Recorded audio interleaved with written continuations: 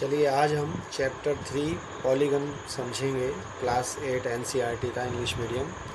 तो सबसे पहले हम देखते हैं कि पॉलीगन होता क्या है, पॉलीगन की डेफिनेशन क्या है और हम पॉलीगन से कैसे आइडेंटिफाई हम उसको कर सकते हैं। तो सबसे पहले हम इसकी डेफिनेशन समझेंगे कि पॉलीगन की डेफिनेशन क्या है, क्योंकि इसकी डेफिनेशन से ही कभी कभी हमें मार्क्स मिल जाते हैं कि ये फिल इन द ब्लैंक्स में या मैच द फॉलोइंग में या ट्रू फॉल्स में हमें पूछ ली जाती है। A simple closed curve made up of only line segment is called a polygon. अब मैं आपको उसको याद करवाऊंगा, आप सिंपली बहुत आसानी से इसे याद कर सकते हैं।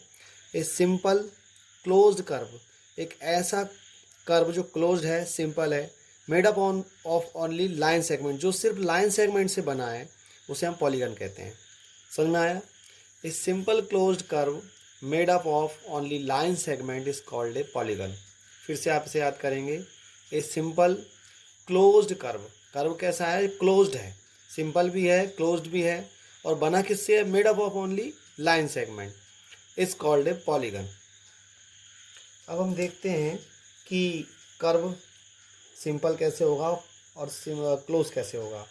ठीक है, अब हम देखें कि ये आप देख रहे हैं, इसमें लाइन सेगमेंट है और ये सिंपल क्लोज कर्व है। लेकिन अगर मैं दूसरा बनाऊं इस टाइप से, तो ये क्लोज कर्व तो है लेकिन ये सिंपल नहीं है। दूसरा मैं एक बनाऊं इस तरीके से, मैंने एक सर्कल बना दिया, ये सिंपल कर्व तो है लेकिन ये सेगमेंट, लाइन सेगमेंट नहीं है इसमें। और इसी तरीके से अगर मैं एक इस तरीके का एक डायग्राम बनाऊं, तो ये कोई सिंपल कर्व नहीं है। ठीक है, तो यहाँ हमें ये जो तीन पॉलीगन दिख रहे हैं, ये सभी पॉलीगन हैं, क्योंकि इसमें हमने लाइन सेगमेंट यूज़ किए, सिंपल है और सभी क्लोज कर्व हैं, तो हम कह सकते हैं ये सभी पॉलीगन। लेकिन जब मैं इन दोनों डायग्राम की बात करता हूँ, तो ये कर्व्स तो हैं पर ये पॉलीगन्स नहीं है। क्यों? क्योंकि ये जो कर्व्स हैं, curves that are not polygon. ये पॉलीगन क्यों नहीं है? क्योंकि ये सिंपल भी नहीं है और ये क्लोज भी नहीं है। सिंपल भी नहीं है, क्लोज भी नहीं है, लाइन सेगमेंट तो इसमें यूज़ हुए हैं। अब हम कुछ कर्व्स के बारे में पता करेंगे, क्लासिफिकेशन ऑफ पॉलीगन्स। तो जो नेक्स्ट हेडिंग है हमारा वो क्या होगा? क्लासिफिकेशन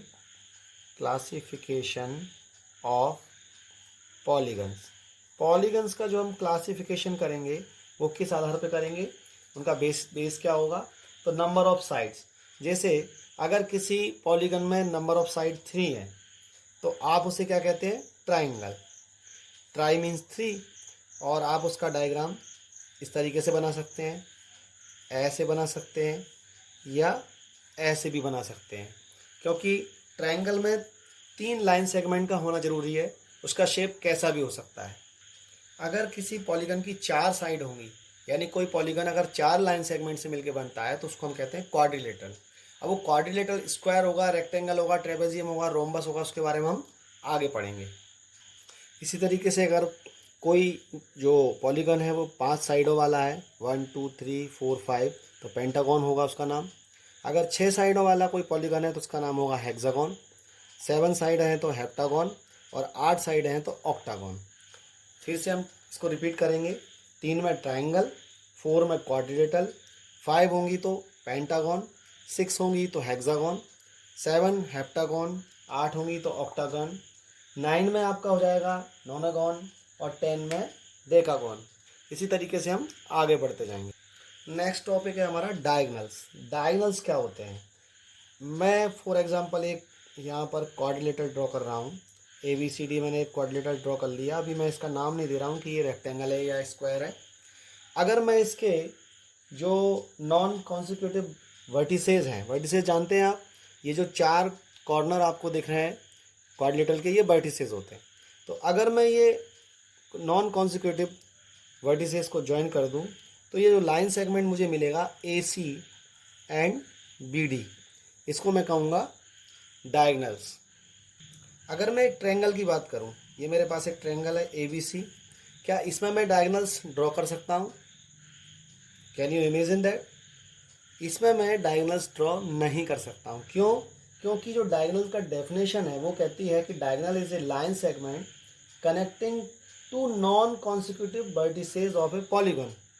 तो नॉन कॉन्सिक्यूटिव, अब मैं बी को ए से या बी को सी से अगर कनेक्ट करूं तो ये ऑलरेडी कनेक्टेड है, लेकिन ये नॉन कॉन्सिक्यूटिव नहीं है।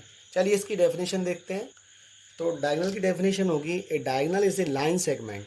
डायगोनल क्या है? एक लाइन सेगमेंट है। कौन सा? Connecting two non consecutive vertices. जो दो नॉन कॉन्सिक्यूटिव वर्टिसेस हैं उनको ज्वाइंट करने वाला जो लाइन सेगमेंट है वही हमारा डायगोनल होता है। जैसे अगर मेरे पास ये एक क्वाड्रिलेटरल है और इसके मैं 4 वर्टिसेस बनाऊंगा ए बी सी डी, तो ए बी ये तो कॉन्सिक्यूटिव है, बी सी कॉन्सिक्यूटिव है, सी डी कॉन्सिक्यूटिव है। ए का कॉन्सिक्यूटिव कौन होगा? सी, एंड बी का कौन होगा? डी। तो इनको मैंने ज्वाइन किया तो ए सी और बी डी मेरे क्या हो जाएंगे? डायगोनल।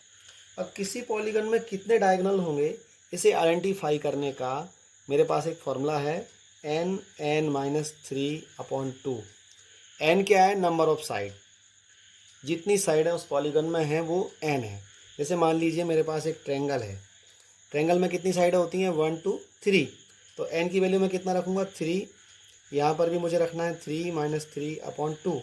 3 में से 3 माइनस करूँगा 0 हो जाएगा, 0 का मल्टीप्लाई 3 में करूँगा तो 0, और मुझे जो रिजल्ट मिलेगा वो 0। यानी कि ट्रायंगल में जो पॉलीगन हमारा होता है ट्रायंगल, उसमें डायगोनल्स 0 होते हैं। लेकिन अगर मैं बात करूँ किसी क्वाड्रिलेटरल की जिसमें 4 लाइन सेगमेंट होते हैं, तो मैं इस फॉर्मूले में यहाँ 4 रखूँगा, 4 रखूँगा। तो 4 माइनस 3/2, 2 से 2 कैंसिल हो जाएगा 2 टाइम, और 4 में से 3 माइनस करेंगे तो 1 बचेगा। तो मुझे कितने डायगोनल मिलेंगे? 2। और यहाँ पे जब मैं ड्रॉ करके देखूँगा तो एक्चुअली में 2 ही मुझे डायगोनल मिल। अगर कोई पेंटागन है और पेंटागन में कितने डायगोनल होते हैं मैं ये जानना चाहता हूँ, तो मैं इस फॉर्मूले से निकालूंगा। पेंटागन में साइडें कितनी होती हैं? 5। तो मैं n की वैल्यू कितनी पुट करूँगा? 5। तो यहाँ 5 माइनस 3 हो जाएगा, तो कितना हो जाएगा ये? 5 में से 3 माइनस करेंगे 2, और नीचे 2, ये कैंसिल हो जाएगा तो डायगोनल्स आ गए 5। यानी पेंटागन में जो डायगोनल होंगे वो कितने होंगे? तो पेंटागन के जो डायगोनल होंगे वो 5 होंगे।